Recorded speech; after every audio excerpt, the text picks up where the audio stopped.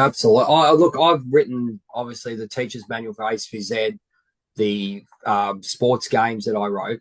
That was a totally different book that I put together. But this one here, I guess I had the idea, I knew what I was doing, and we went through it. I think the big thing that people ask me goes, okay, the process, obviously the costs. You can mention your costs, but I think what people want to know is, we're looking at front covers, blurbs, Yeah. forwards. If you were going to suggest to someone writing a book? Let's just do a general. Let's just say a general outlay.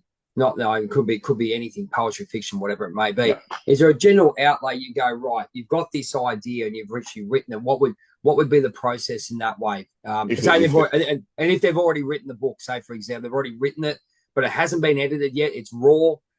Like I've got one yeah. raw right here, so I'm going right. If I came to you, I got this. What would you be telling someone? All right. So it depends on the writer because raw for one person might be totally different to raw to someone Yep. else.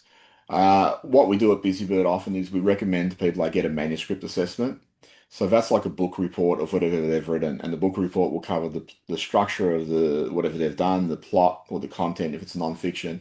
It'll look at their writing skills, the grammar, the punctuation, the spelling, all that sort of stuff. If it's a fiction novel, it'll look at the characters and examine how well they work. It'll look at the market. So, like I said, it's an exhaustive book report of the actual manuscript. And for us, in terms of the way we work, is if people go ahead with us, then the fee of that is ultimately waived against them going ahead with us. But it just gives people at the ground level an understanding of how their content is working and how it's not working. And it also just helps them identify probably things they had ideas about, but weren't quite firm about why it wasn't working the way they thought it might be working.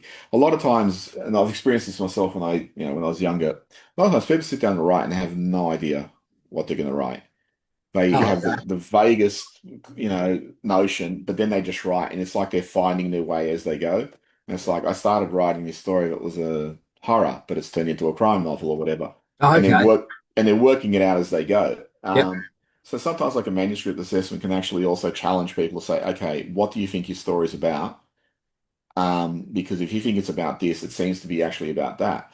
And just when the author gets a clearer definition of like, oh yeah, I am actually writing that, or if it's like I'm trying to do this, and it's like you're not quite reaching that. It's helping them just focus and helping them determine, okay, I've got the manuscript down now. I now know how to move forward with it and to strengthen it and so it works to what my vision is. I always say like the best thing about writing is when you have text on the page, you have something to work with. You have nothing to work with and it's just an idea in your head. So a lot of times with writers I say, just go write. If you are really unclear, just go write. And as you write, you're going to find your way. I always Okay. compare it to, if I told you, hey, you need to drive to Wollongong or something.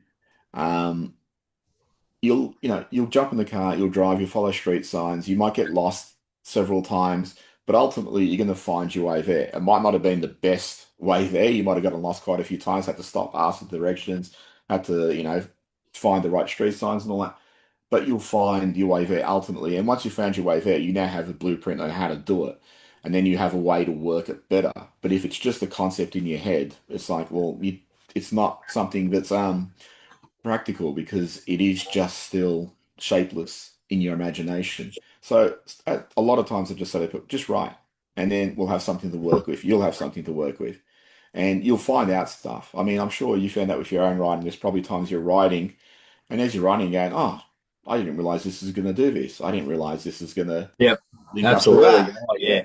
So a lot of times it's self-discovery too, but you need to be in the practice of actually writing to do that.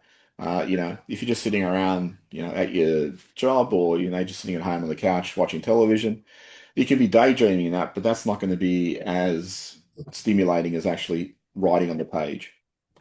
Fantastic. Well, see, this is what people have to understand when they do start. It's a really good analogy to go through. Now, people have asked me that you've got your manuscript, you've got your editor. We're talking about copyrights and trademarks and pictures, which you can go through with you when you go Yeah. through it.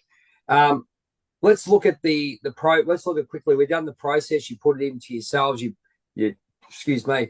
You put the book in there, and you go. You put it into a set way that you think it will fit. You got your, and then you got your front covers. So you Oh, got look, your I front mean, cover. yeah, So with keep going. that, yeah, sorry, but just with that aspect of like once the editing's done, or if the authors had their own editing and they're like, let's go straight to a design process. What we do is we ask the author, okay, how do you think do you have an idea about what the cover should be, and do you have an idea about internally how it should look?